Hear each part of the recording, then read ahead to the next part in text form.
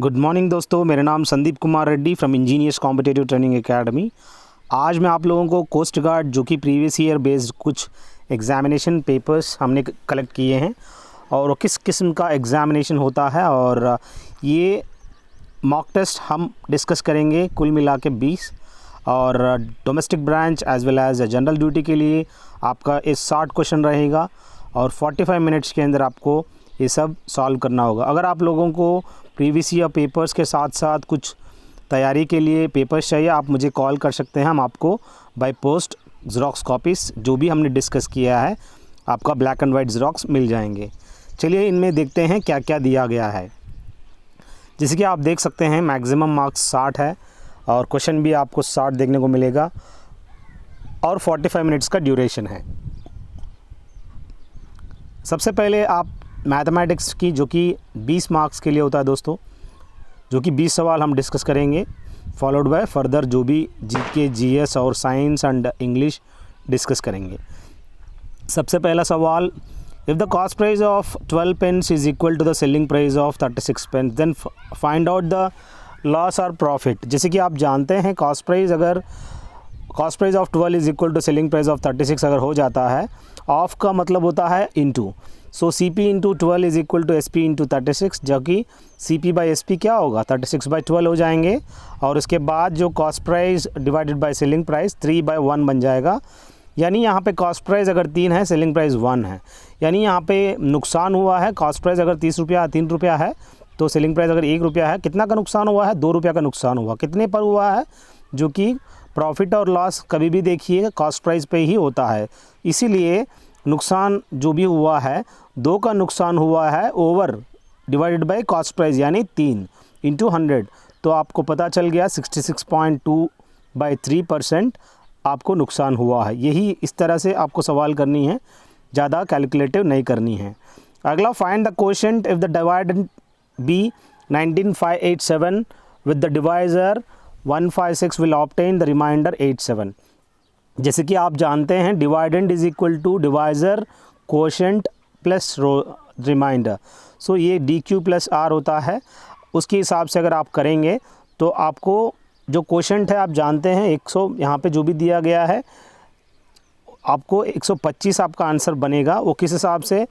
क्योंकि 87 रिमाइंडर को आपको माइनस करना पड़ेगा 19587 में, तब आपका जो अंक बनेगा 19500 बनेगा। उसको 156 से अगर भाग करेंगे तो आपको आराम से 0 आपको रिमाइंडर बनेगा, यानी आपका जो क्वोशेंट है 125 बनेगा दोस्तों। यही आपको आइडेंटिफाई करनी है। अगला देखिए, यहाँ पे देखा जाए एक नंबर है 2187 को रोमन लेटर में लिखने के लिए बोला गया, जो कि यहाँ पे LCDM आप जानते हैं, L यानी 50, C 100, D यानी 500, M उसके हिसाब से आप लोग जो नंबर बनेगा आराम से आप देख सकते हैं। जिस हिसाब से आपको LCDM के हिसाब से जो नंबर बनाना है तो आप नंबर बनाइएगा, आप खुद ही आपको ये आंसर करनी है। सो देखिएगा, L को हम लोग 50 लिख सकते हैं, यहाँ पे 2000 को हम लोग क्या लिख सकते हैं? M, तो यहाँ पे M जो भी बनेगा तो देख लीजिएगा, उस हिसाब से आपका आंसर आना चाहिए। आपको कमेंट सेक्शन में बताइएगा आप लोगों को इसका क्या आंसर रहेगा। सो LCDM तो जो फ्रेम बनेगा उसके हिसाब से आप लोग आंसर बताइएगा। फ्रैक्शनल वैल्यू दोस्तों, जो कि आप जानते हैं 2/7 + 1/3 + 4/9 + 2/5। इसका अगर नीचे डिनोमिनेटर में 7395 का जो LCM बनेगा वो 45 × 7। उसके बाद आपको आराम से इसको फ्रैक्शंस को किस हिसाब से करनी है आप जानते हैं। अगर आप नहीं जानते हैं आपको सीखना बहुत ही इम्पॉर्टेंट है। देखिएगा 2/7 इंटू जो भी 45 × 7 को, तब जाके 2 × 45 यानी 90, वो बाकी जो निकला है उसके हिसाब से 104, 140, 126 उसको ऐड करने से आपको 461 बनेगा दोस्तों। न्यूमरेटर में अगर 461 बनता है, डिनोमिनेटर में आपको 315 बनाना है। यही फाइनल फ्रैक्शन है दोस्तों। अगला देखिए, square root of 11 × 9 divided by 81, जो कि आप जानते हैं 9 1 जा 9 जा, सो 11/9 बनेगा। सो √11/3 आंसर इसका बन जाएगा। अगला देखिए, find the smallest number which when divided by 25, 40, 60 leaves remainder 7 in each case. जैसे कि हर केस में आपको जो कि यहाँ पे 7 हर जगह पे रिमाइंडर देखने को मिलेगा। तो आपको याद रखने वाली चीज़ क्या है, यहाँ पे हर चीज़ में हर नंबर पे आपको 7 का घटाना है। जब 7 घटाओगे जो नया नंबर बनेगा 25 - 7 जो कि 18, 40 - 7 जो कि 33, 60 - 7 यानी 53, जो कि यहाँ पे एलसीएम जानते हैं 18, 33 और 53। इसका देखा जाए एलसीएम जो बनेगा आराम से देख सकते हैं आप 6494 इसका आंसर बनेगा दोस्तों। यही आपको यहाँ पे आइडेंटिफाई करनी है, जो कि स्मॉलेस्ट नंबर क्या होता है, जो कि लीस्ट नंबर होता है, जिसको हम कहते हैं एलसीएम, लीस्ट कॉमन मेजर। तो उस हिसाब से आपको 6494 आंसर आपका सही रहेगा। अगला देखिए, find the LCM of the reciprocals of the fractions. अब यहाँ पे जैसे कि यहाँ पे मैंने डायरेक्ट क्या किया है, एलसीएम किया जो भी फ्रैक्शंस किया है, बल्कि आपको करना चाहिए जो कि 4/5, जो कि 5/4 को क्या करना चाहिए 4/5 करना चाहिए, फिर 3/10 को 10/3 करो, फिर 16/3 करो। तो कि इनका एलसीएम का एक फ्रैक्शन का एक फॉर्मूला होता है, LCM is equal to fraction का जो भी न्यूमरेटर है उनका एलसीएम और डिनोमिनेटर में जो भी एचसीएफ होता है, जो कि यहाँ पे दिया गया है, देख लीजिएगा। अगर आपको फ्रैक्शन का अगर रेसिप्रोकल नहीं करनी है तो जो भी ऊपर दिया है 5, 3 और 13 का एलसीएम करो, एचसीएफ ऑफ 4, 10, 16 करो। लेकिन यहाँ पे पूछा क्या है, इन्वर्स करने के लिए बोला, तब जाके आपका एलसीएम ऑफ 4, 10, 16, एचसीएम ऑफ 5, 3, 13, जो कि इसका आंसर आराम से इस हिसाब से बनेगा दोस्तों 80/1 यानी 80 जो है इसका आंसर बन जाएगा। अगला देखिए, the difference between the number and it's 3/5 is. अब यहाँ पे पूछ रहा है कोई भी एक नंबर है, मान लो x है, उसका और किसी भी उसी नंबर का 3/5 of x, x - 3/5 x is equal to कितना दिया उन्होंने 40। अब यहाँ पे 5x - 3x डिवाइडेड बाई 5 यानी उस साइड जाएगा तो 200 हो जाएगा, तब आराम से x इक्वल टू वैल्यू 100 आपका आंसर बनेगा। बहुत ही अच्छी क्वेश्चन हमने इकट्ठा करने की कोशिश की है, और आप लोगों को जो भी एग्ज़ाम देख रहे हैं, इस एग्ज़ाम की तैयारी कर रहे हैं, इसकी कट ऑफ भी ज़्यादा जाता है क्योंकि काफ़ी इंटेलिजेंट लोग इसमें, लोगों को हॉल टिकट भी 80% एंड अबव लोगों को मिलता है। सो बहुत ही इंपॉर्टेंट, आप लोग पढ़ के जाइएगा।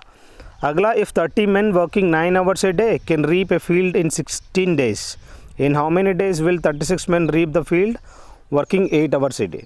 जैसे कि आप जानते हैं MDH formula, M1 D1 is H1 is equal to M2 D2 H2। उस हिसाब से अगर देखा जाए M1 यानी 30 men, D1 यानी 16 days, H1 यानी आवर्स 9 hours। सो M2 36, D2 यानी X पता करनी है हमें, नंबर ऑफ डेज, H2 जो कि 8 घंटा अगर काम करने से, तो आराम से आपका X वैल्यू इंसर्ट करो, इनमें आपका 15 days आपका आंसर बन जाएगा। The average of 14 students in a class is 15 years when 10 new students are admitted. जैसे कि आप जानते हैं अगर 40 स्टूडेंट का अगर 15 साल है तो कुल मिला के सबका उम्र कितना होगा 40 × 15 हो जाता है। अब यहाँ पे क्या हुआ, 10 नए लड़के आ गए, 40 + 10 यानी 50, एवरेज क्या हो गया 0.2 यानी 15.2 बढ़ गया। सो 15.2 अगर बढ़ जाता है, इंटू अगर 50 करोगे तो आपका जो आंसर बनेगा 760 बनेगा। पहले कितना था 15 × 4 यानी 600 थे, तो 760 में से अगर 600 अगर घटाया दिया जाए तो डिफरेंस जो बनेगा 160 यानी 10 नए जो लड़के आए उनका सबका उम्र है। तो अगर डिवाइडेड बाय 10 करेंगे तो जो उम्र रहेगा वो 16 साल के जो लड़के हैं, एक एक लड़के का एवरेज कह सकते हो। तो पूछा क्या है, find the average age of the new students पूछा है। सो 160 बटा जो भी 10 लोग आए हैं डिवाइडेड बाय 10, तब क्या होगा, तो आंसर आपका बनेगा 16 साल, जो कि आपसे पूछा गया है। अगला देखिए दोस्तों, what ratio of a tea must be mixed at 25 per kg with tea at 45 per kg so that the mixture worth be 35 per kg। एक चाय बनाने वाला है जो कि एक सस्ता चाय मिलाता है और एक महंगा चाय मिलाता है, लेकिन बेचता कितने में, जो कि 35 रुपीज़ में। इस तरह का जो क्वेश्चंस होते हैं मिक्सचर एंड एलिगेशन मेथड होता है। जैसे कि आप जानते हैं यहाँ पे 25 रुपये का जो कि बहुत ही सस्ता चाय है, जो कि आप B&G लिखा है, देख सकते हैं यहाँ पे, जो 25 सस्ते वाली 45 महंगी वाली, उसको बेचना कितने में, 35 रुपीज़ में। तो जो एक वैल्यूज़ आप देख लीजिएगा, ग्रेटर वैल्यू जो कि यहाँ पे 45 और 25, अगर 45 माइनस 35 करता है तो आपको 10 बनेगा, 25 माइनस यहाँ पे 35 माइनस 25 करेगा तो 10 बनेगा। यानी यहाँ पे जो रेशियो रहेगा, जो मिलाने का जो रेशियो 1:1 में उसको मिलाना है, अगर उसको 35 रुपये में बेचना है। तो ये इस तरह का आपको मिक्सचर एंड एलिगेशन मेथड आपको फॉलो करनी है। 3 नंबर का जो सम है 180 है, in that ratio between the first and second.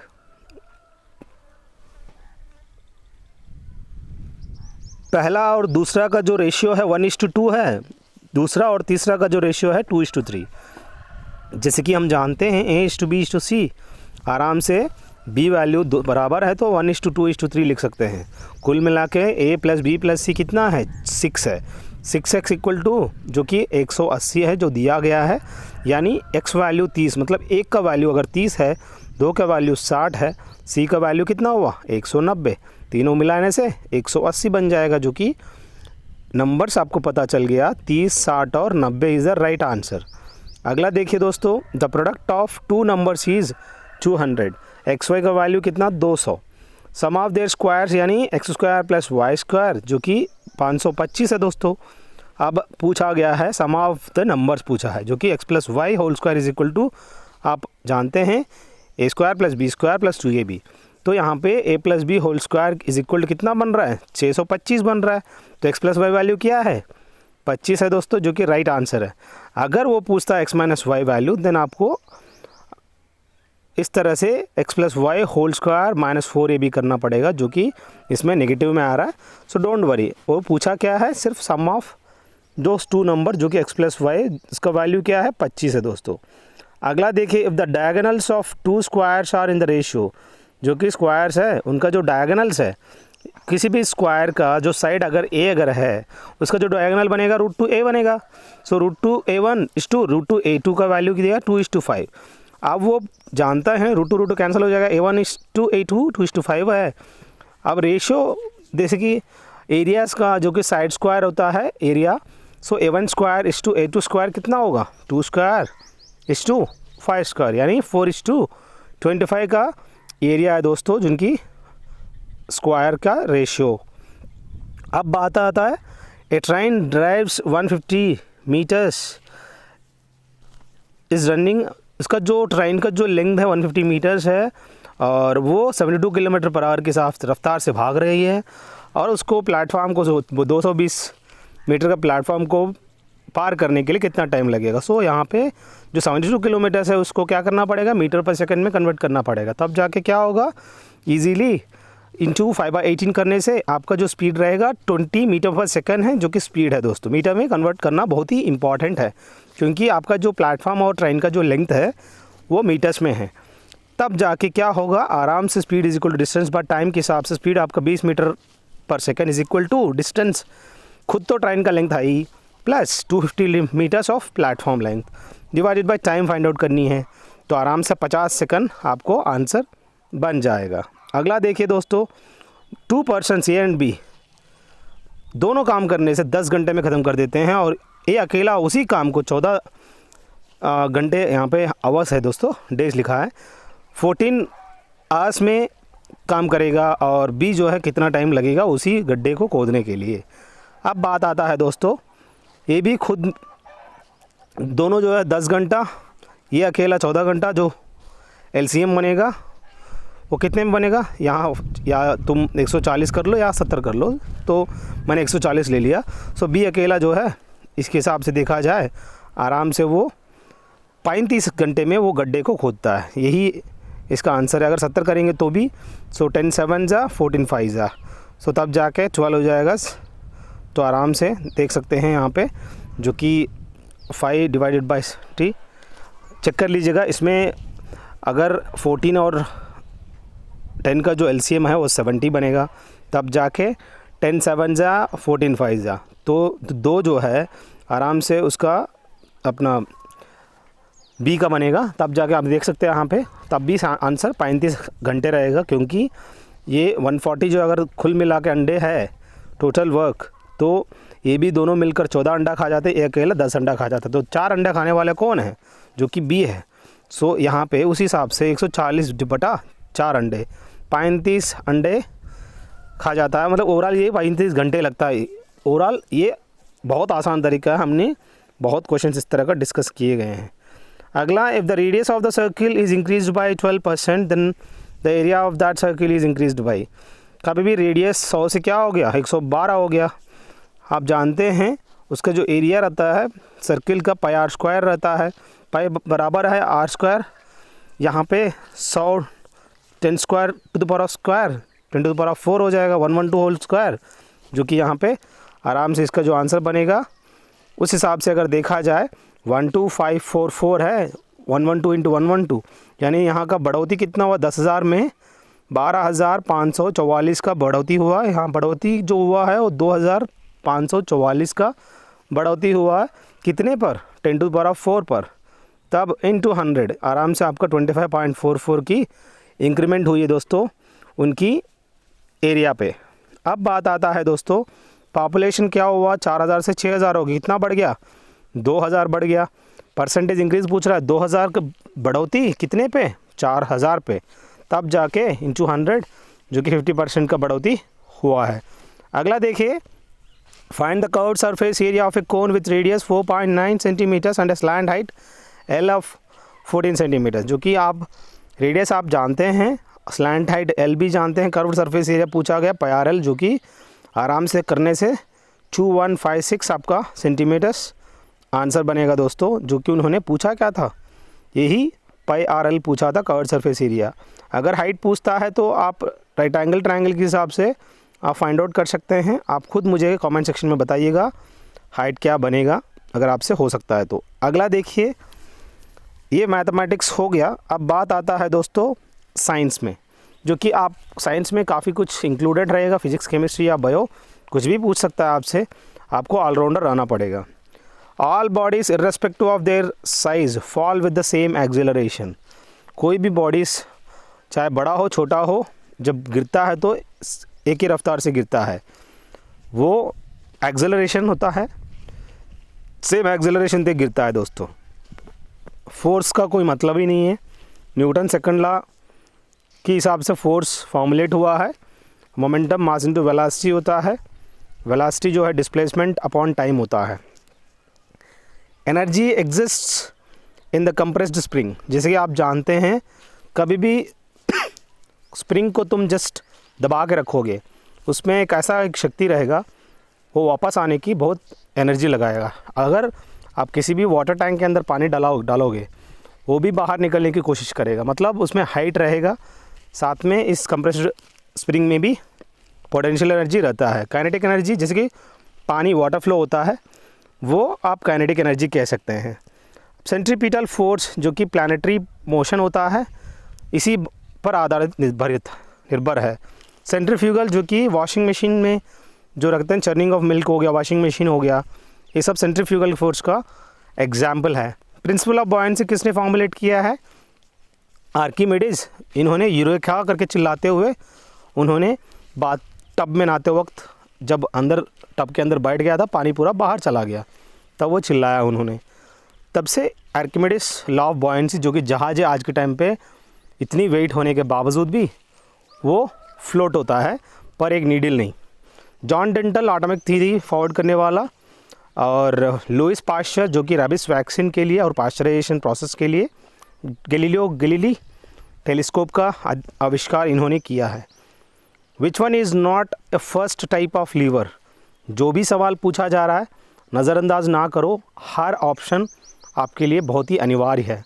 एक क्वेश्चन पेपर अगर डिस्कस करते हैं, एक क्वेश्चन पेपर के अंदर 5 क्वेश्चन पेपर का मैक्सिमम इन्फॉर्मेशन हम देने की कोशिश कर रहे हैं। अगर आपको लगता है कि ये वीडियो बहुत कामयाब के लिए आपके लिए बना हुआ है, और अलग अलग वीडियो हम बनाएंगे, आप लोगों के लिए काफ़ी आसान होगा। जो भी एग्ज़ाम दे रहे हैं आप हमें कमेंट कर सकते हैं, और आपको अगर पेपर चाहिए आप मुझे कॉल कर सकते हैं। मेरा ये नंबर है 7667300252, हम आपको दे देंगे।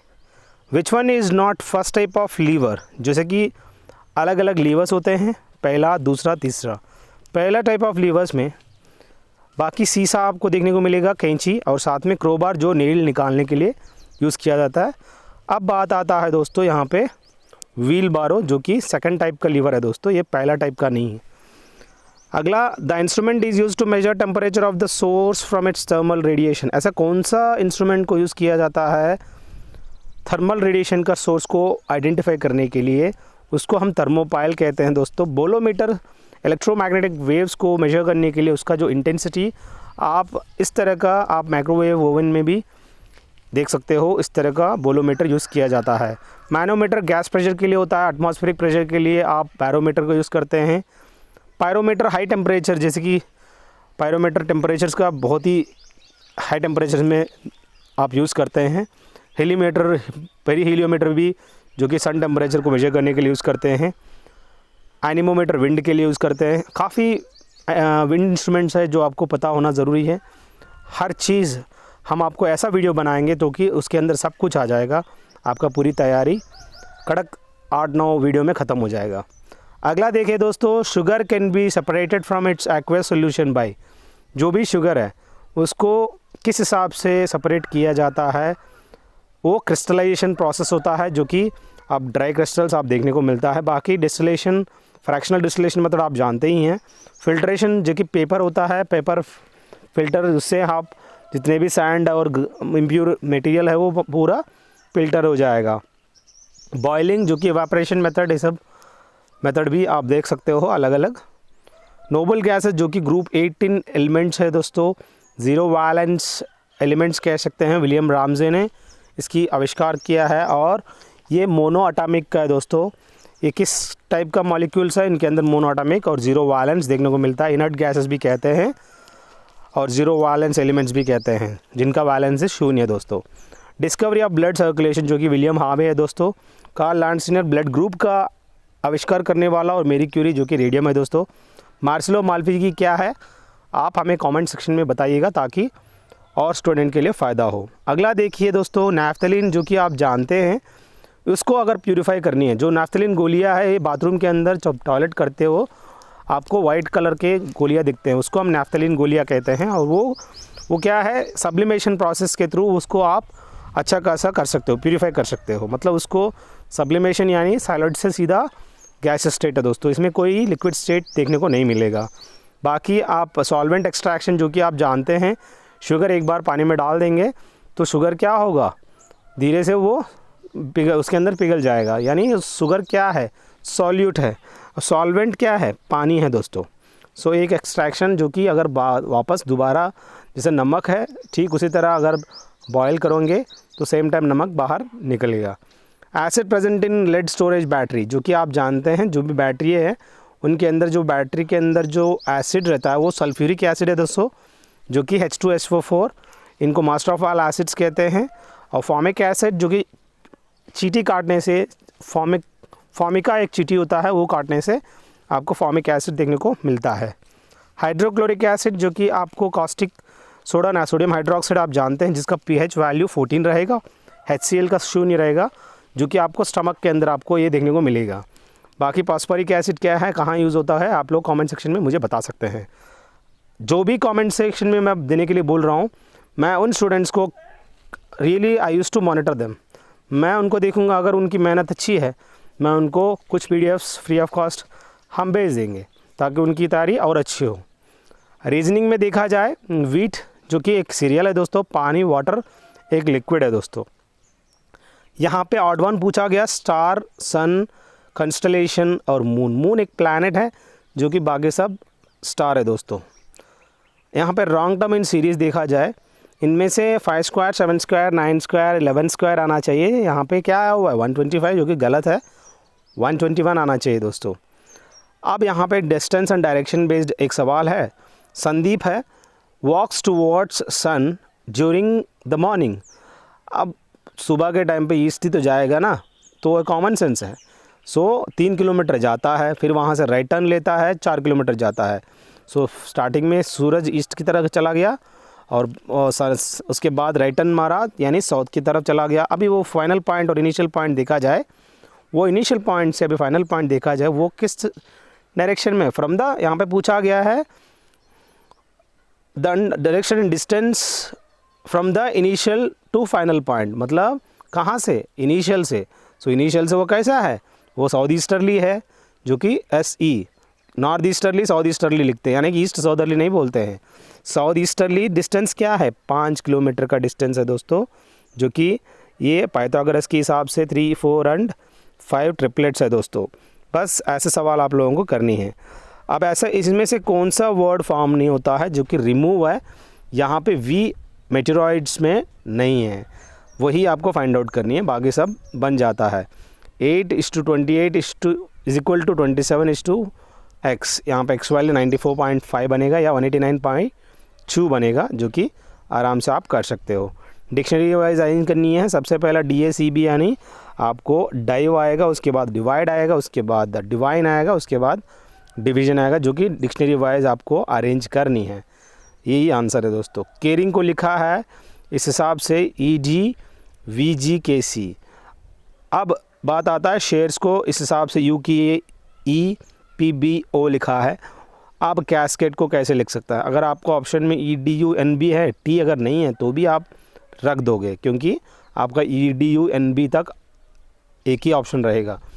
अब बात आता है दोस्तों, D जो है B फादर है, B का पापा है, तो रेक्टेंगल बॉक्स डाल दिया हमने। अब B C sister in law लिखा है, C साइड में डाल दो।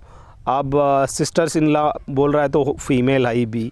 अब एज डॉटर, जैसे कि आप जानते हैं as daughter and as daughter बोल रहा है, तो B जो है एज डॉटर है, तो ये क्या है, उसकी माँ है, तो यहाँ पे D एंड ये क्या बनेगा, हस्बैंड एंड वाइफ बनेगा, तब जाके एज रिलेटेड टू D, ये D के लिए क्या बनेगा, वो उसका वाइफ है दोस्तों। यही उसका सवाल है, और यहाँ पे जो C का कोई मतलब ही नहीं है। The relationship amongst the 3 classes, जो भी दिया गया, डॉक्टर्स, टीचर्स एंड वुमेन, जो कि एक औरत डॉक्टर भी हो सकती है और वुमेन भी टीचर्स भी हो सकते हैं, क्योंकि कभी डॉक्टर और टीचर दोनों प्रोफेशन सेम नहीं होता।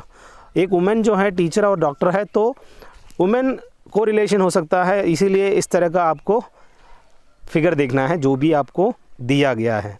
अगला देखिए दोस्तों, the speaker of Lok Sabha wants to resign then he should submit the resignation letter to. ये बहुत ही इम्पॉर्टेंट है। अगर रेजिग्नेशन लेटर एक स्पीकर दे रहा है तो वो डिप्टी स्पीकर को देगा। अगर प्रेसिडेंट रेजिग्नेशन देना चाहता है, वो अपना जो लेटर रहेगा वाइस प्रेसिडेंट को देगा। अगर वाइस प्रेसिडेंट रेजिग्नेशन देना चाहता है, वो प्रेसिडेंट को देगा, आपस में ले लेंगे वाइस प्रेसिडेंट और प्रेसिडेंट। अब यहाँ पे बात आता है प्राइम मिनिस्टर का। अगर प्राइम मिनिस्टर रेजिग्नेशन देना है तो किसको देगा, ये बहुत ही इंपॉर्टेंट सवाल है। ये देगा अपना वाइस प्रेसिडेंट को दोस्तों, ये बहुत ही इंपॉर्टेंट है, आपसे पूछा जा सकता है कौन किसको देगा अपना resignation letter. Birdman of India किसको कहते हैं, जो कि सलीम मोइजुद्दीन अब्दुल अली को, ये सलीम अली कहते हैं शॉर्ट फॉर्म में, इनको बर्डमैन ऑफ इंडिया कहते हैं। इसी को हम ऑर्निथोलॉजिस्ट कहते हैं, जो कि बर्ड्स के बारे में अध्ययन करता है। सलीम अली बर्ड सेंचुरी कहाँ पर है, आप मुझे कमेंट सेक्शन में बता सकते हैं। बिस्मिल्लाह खान जो कि शहनाई बजाता है, रिसेंटली उनकी देहांत हो गई थी। अला रखा खान जो कि तबला का काफ़ी फेमस है दोस्तों। जाकिर हुसैन भी तबला का ही famous. Homi Jahangir Bhabha father of nuclear science. कठपुतली एक ऐसा डांस फॉर्म है, आप राजस्थान में देख सकते हो, वहाँ पे घूमर भी वहीं देखने को मिलेगा। आंध्रा में तोरू बम्बलाटा आप देख सकते हैं, तमिलनाडु में बम्बलाटा है। और देख लीजिएगा, तोलू बम्बलाटा अगर पूछता है तो आंध्र प्रदेश, अगर बम्बलाटा पूछता है तो तमिलनाडु। ये बहुत ही इंपॉर्टेंट है। असम जो कि पुतुल नाच, जो कि स्ट्रिंग एंड रॉड के इस्तेमाल किया जाता है, और बिहू डांस भी वहाँ पे फेमस है दोस्तों। छठ पूजा कहाँ मनाया जाता है, बिहार के अंदर।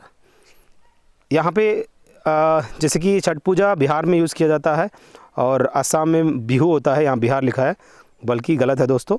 सो तमिलनाडु में जैसे कि आप पोंगल मनाया जाता है वहाँ पे, और असम में बिहू डांस है दोस्तों।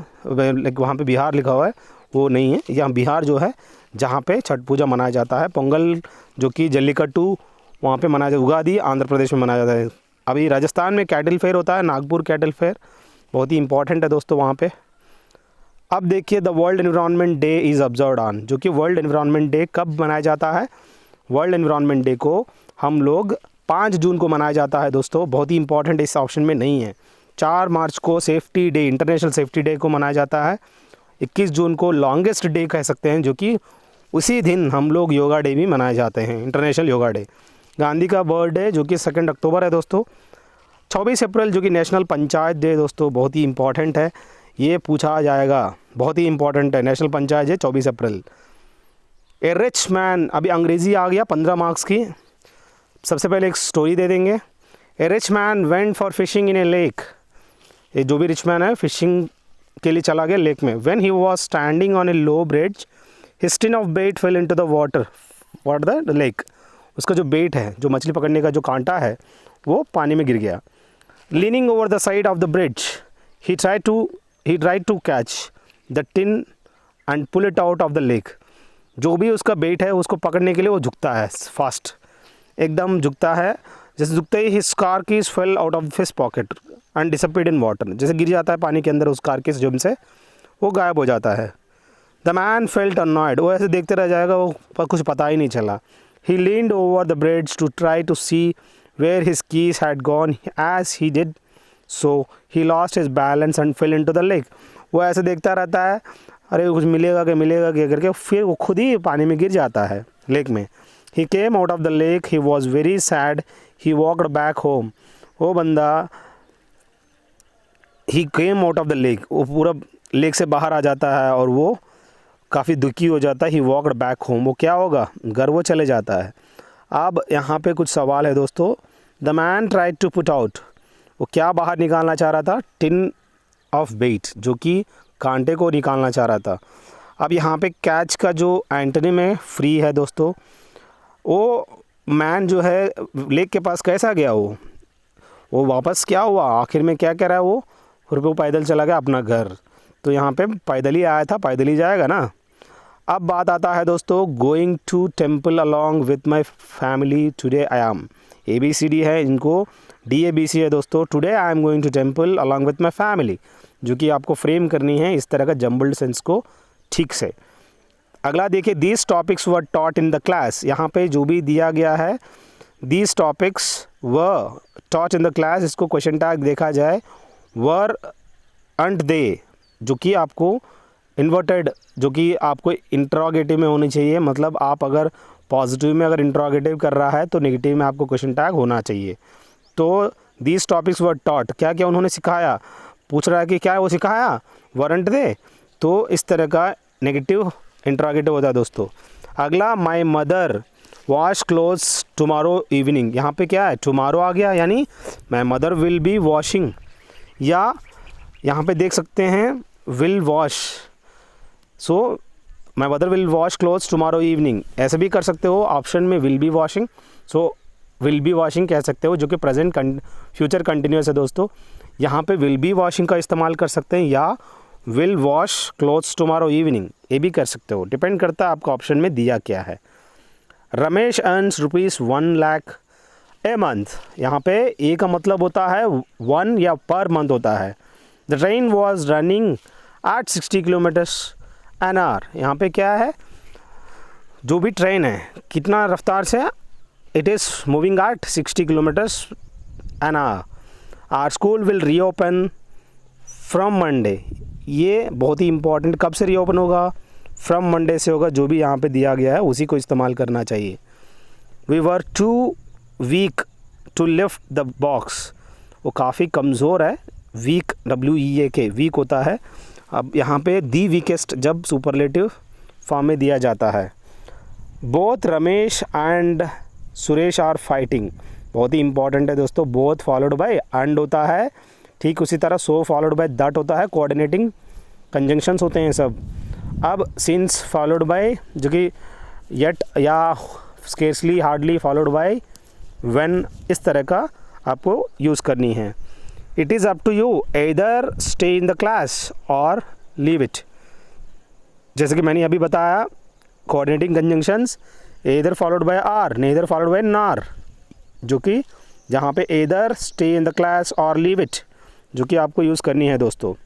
अगला बहुत ही इंपॉर्टेंट है, प्लेस फॉर स्मॉल चिल्ड्रन, जहाँ पे छोटे बच्चे रहते हैं उस प्लेस को किंडरगार्टन कहते हैं, जहाँ ऑर्फनेज यानी जिसका पेरेंट्स नहीं होता, without father and mother, parents नहीं होते हैं। कॉटेज और मैंशन अलग अलग है दोस्तों। कॉटेज एक बिल्डिंग है, मैंशन एक लार्ज हाउस टाइप होता है। और the study of dead bodies को हम लोग कहते हैं पोस्टमार्टम, जिसको हम ऑटोप्सी भी कहते हैं। बायोप्सी यानी किसी भी ग्लैंड अगर निकालना है अपनी बॉडी से उसको बायोप्सी कहते हैं। ऑपरेशन करते हैं उसको सर्जरी कहते हैं। और फ्यूनरल जो कि सेरेमनी प्रायर बरिंग द बॉडी, जो फ्यूनरल वो चीज़ होता है जो कि वो क्रीमेटोरियम जहाँ पे वो जाके बरिंग द बॉडी से पहले वो फ्यूनरल लेइंग सेरेमनी करते हैं दोस्तों। अगला देखिए दोस्तों, one who has lost control over himself, वो अपने आप पे कंट्रोल वो खो जाता है। उस सिचुएशन को हम क्या कहते हैं, वो पागल हो गया, वो अपने आप का कंट्रोल खो गया। डेफ जो सुन नहीं सकता, ब्लाइंड जो देख नहीं सकता, डम्ब जो बोल नहीं सकता। तो इस तरह का आपको हर चीज़ सवाल देखिएगा, आपको जिस हिसाब से आएगा और भी पार्ट्स अपलोड करेंगे। अगर आप लोगों को अच्छा है कंटेंट, अगर आप लोगों को क्वेश्चन पेपर्स प्रीवियस ईयर की चाहे नेवी एमआर हो, चाहे एयरफोर्स की हो चाहिए, आप मुझे कॉल कर सकते हैं, आप हमसे पेपर्स मंगवा सकते हैं, हम आपको अच्छे खासा पोस्टल सर्विस के थ्रू भेज देंगे। सो आप लोगों को लगता है कि sir we required from you, आप कॉल करिए, इस मोबाइल नंबर पे हम आपको देंगे। एक सवाल आपसे हमसे मतलब एक छूटा है, जो 5वां सवाल है। Sandeep spend 5/8 of his time studying Hindi, तो जो भी टाइम है उसमें 5/8 टाइम हिंदी पढ़ता है, बाकी 4/5 जो कि मैथमेटिक्स पढ़ता है, जितना हिंदी पढ़ता है उस पर। अब देखिएगा डिनोमिनेटर में 8 और 5 है, हम लेंगे 80 मिनट टोटल मान लो, उसमें से 5/8 यानी वो 50 मिनट हिंदी पढ़ता है। उसी हिंदी का 4/5 यानी 4/5 ऑफ 50 वो टाइम लेता है मैथ्स के लिए। अब देखिए दोस्तों, 40 मिनट लगता है उसको मैथ्स पढ़ने और 50 मिनट लगता है उसको हिंदी पढ़ने। अब यहाँ पे पूछा जा रहा है, तो ये ओवरऑल ये कि हमने लिया टोटल टाइम 80 मिनट, उसके हिसाब से हमने किया है। सो यहाँ पे 40 मिनट ओवर 80 जो भी दिया गया है टोटल टाइम पे, उसको परसेंटेज पूछा है, फ्रैक्शन क्या है। सो यहाँ पे जो 40/80 यानी हाफ ऑफ द टाइम होता है, जो कि फुल टाइम में वो हाफ टाइम वो क्या करता है, सिर्फ मैथमेटिक्स करता है, बाकी हिंदी जो कि 50 मिनट का देख सकते हो। इस हिसाब से आप देख सकते हैं यहाँ पे जो भी उसका जो बना हुआ है उसके हिसाब से आप लोग कर लीजिएगा। और आपको अगर 2100 अगर PDF चाहिए GK एंड GS, आप मुझे कॉल कर सकते हैं, फ्री ऑफ कॉस्ट हम आपको देंगे। अगर आपको नहीं सर हमें और भी सॉल्व्ड क्वेश्चन चाहिए, आप मुझे इस नंबर पे कॉल कर सकते हैं। सो थैंक यू दोस्तों, have a good day, have a great life. अगर आपको इस तरह का क्वेश्चन पेपर्स चाहिए, आप you can call me directly, I will help you with the good content. आपकी जल्दी प्रिपरेशन हो जाएगी, आपकी जो भी यूट्यूब में वीडियो देख के या ना देख के कैसे भी आप तैयारी कर सकते हैं। सो थैंक यू दोस्तों। अगर आपको कहीं भी डाउट हो जाता है तो कमेंट सेक्शन में कमेंट करिए, कोई ना कोई हेल्प आपको कर ही देंगे। Have a good day, have a great life.